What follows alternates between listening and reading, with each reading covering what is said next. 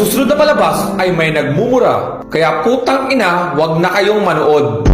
Hi, ako si Baby Bear. Wala akong pake. Pero ako si Doray. At ako naman si Unggoy. So ano naman kabaklaan ang kailangan mo? Gusto ko sana makauwi na sa amin at makita ang aking nanay at ang aking kapatid. Maaari niyo ba akong ihatid, ha? Sure. Oo naman. Yay! Group hug! Anong nakakatawa? Ay! May pagong!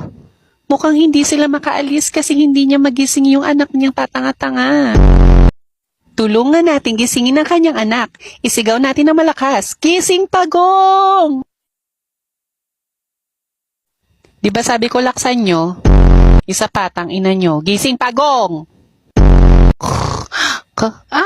Ayan, nagising na ang puta. Tara na. Napakasarap talagang tumulong, lalo na sa mga nangangailangan, di ba? Oo nga. O bakit may pag-ikot, be? Saan kaya ang daan papunta sa bahay ng lintik na baby bear na ito? Pag pinili mo ang pula, ibig sabihin tanga ka. O sa asul? Saan kaya? Tama! Sa asul! Tara na, ihatid na natin ang mukhang unggoy na bear na ito.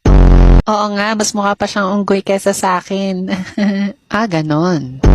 Mama! Mama! Andito na ako! Anak! Napabuka ka na ako eh. Saan ba ikaw galing? Ma, nagdala ako ng kakainin natin mamaya sa dinner, oh.